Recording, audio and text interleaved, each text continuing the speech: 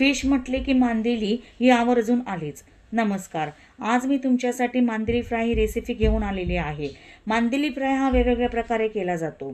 यासाठी सर्वप्रथम मी मांदेली स्वच्छ धुवून घेतलेली आहे। साधारणतः 15 ते 20 मिनिटे मांदेली ही मॅरिनेट करण्यासाठी ठेवणार आहे। सुरुवातीला मांदेलीला अर्धा चमचा लिंबाचा रस टाकून त्यानंतर यामध्ये 1 चमचा लाल तिखट, अर्धा चमचा काळा मसाला, अर्धा चमचा कांदा लसूण तिखट, 1 चमचा हिरवी मिरची लसूण पेस्ट, चवीपुरता मीठ टाकून घेतलेला आहे। लाल तिखटाचे प्रमाण तुम्ही तुमच्या आवडीनुसार कमी किंवा जास्त करू शकता। आता हे सर्व मिश्रण मी व्यवस्थित एकत्रित करून मांदेलीला लावून घेतलेले आहे। साधारणतः 15 ते 20 मिनिटे ही मांदेली मी मॅरिनेट करण्यासाठी ठेवणार आहे।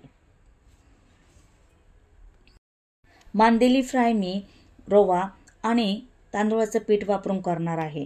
यासाठी मी अर्धी वाटी रवा आणि 1 चमचा तांदूळाचं पीठ घेतलेलं आहे। याचं प्रमाण तुम्ही तुमच्या आवडीनुसार कमी किंवा जास्त करू शकता। यामध्ये 1 चमचा लाल तिखट, अर्धा चमचा काळा मसाला, हळद आणि चवीपुरता मीठ टाकून घेतलेला आहे। वरून थोडी कोथिंबीरही मी यामध्ये टाकलेली आहे। आता हे संपूर्ण मिश्रण मी व्यवस्थित एकत्रित करून घेतलेले आहे। 15 मिनिटांनंतर मी मांदेली फ्राय करण्यासाठी घेतलेली आहे।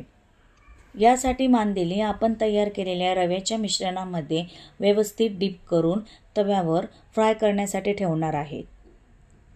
अशा प्रकारे एक मांदेलीला व्यवस्थित रवा लावून घ्या आणि गरम केलेल्या तेलामध्ये ती फ्राय करण्यासाठी ठेवा।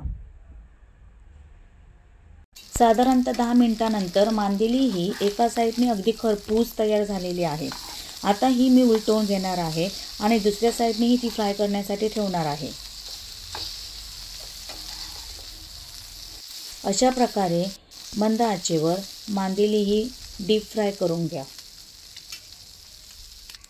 आणि आता आपली कुरकुरीत अशी मांदेली खाण्यासाठी तयार झालेली आहे। ही रेसिपी तुम्ही नक्की ट्राय करा।